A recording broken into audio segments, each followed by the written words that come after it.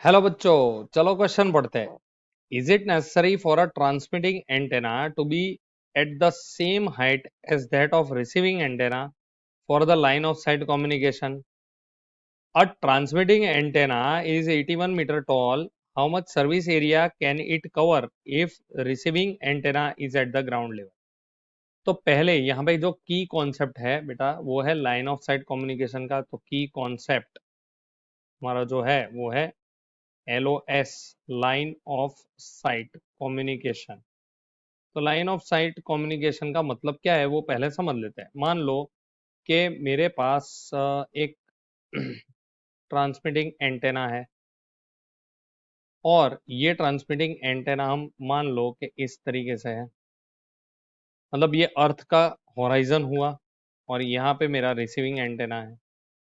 तो ये दोनों की हाइट उस तरीके से होनी चाहिए कि इसका होराइजन जो है वो इनके लिए ऑब्स्टेकल नहीं बनता है। तो LOS कम्युनिकेशन कब होगा? LOS कम्युनिकेशन तब होगा जब क्या होगा? No obstacle is present. No obstacle is present मतलब क्या हुआ कि इन दोनों के बीच में कोई ऑब्स्टेकल नहीं आना चाहिए। और दूसरी बात कि भाई सेम हाइट पे होना जरूरी है? No, it is not necessary. It is not necessary. पर नेसेसरी है क्या? Necessary for transmitting antenna to be at same height to be at same height as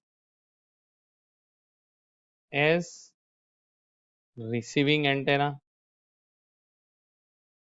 तो ये अपना एक बहुत ही इंपॉर्टेंट चीज हुई, ये मेरा पहला आंसर हो गया। अब देखो दूसरा हमें क्या पूछा है। तो दूसरे के लिए देखो, दूसरे में हमें पूछा है कि भाई मेरी ट्रांसमिटिंग एंटेना की हाइट जो है HT ये है 81 मीटर और मेरा रिसीवर जो है वो ग्राउंड पे है, मतलब ये 0 मीटर है। तो सबसे पहले हमें पूछा है कि ये कितना एरिया कवर करेगी।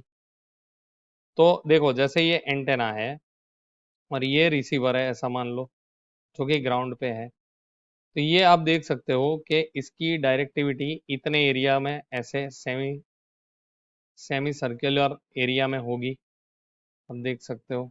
ठीक है, तो यहाँ पे हम ऐसा बोल सकते हैं ये आपका रिसीविंग एंटेना है जो कि ग्राउंड पे है। तो इस हिसाब से हम बोल सकते हैं कि भाई इसकी पहले रेंज कैलकुलेट करनी पड़ेगी। तो रेंज के लिए एक फॉर्मूला है।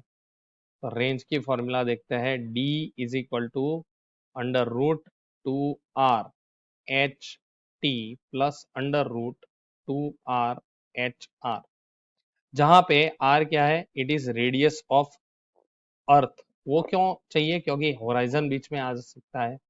तो R would be equal to 6.4 into 10⁶ kilometre. अब यहाँ पे HR तो 0 है तो ये टर्म तो चला जाएगा। तो D would be equal to what? √2R HT, because HR is equal to 0 metre दिया है वैल्यूज।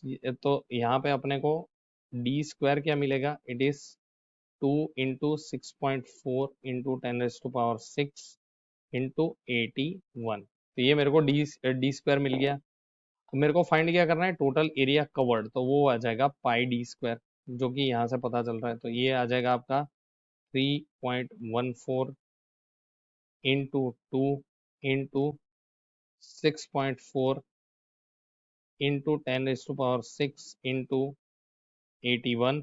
तो इसको अपन आगे लिख सकते हैं, देखो ऐसे, ये इसके 10⁻³ है वो इसके साथ चला जाएगा। तो 314 इंटू 2 इंटू 64 इंटू 81 इंटू 10⁻³ और इसकी वैल्यू हमें मिलेगी 325552 इंटू 10⁻³ और ये आएगा हमारा मीटर स्क्वायर में।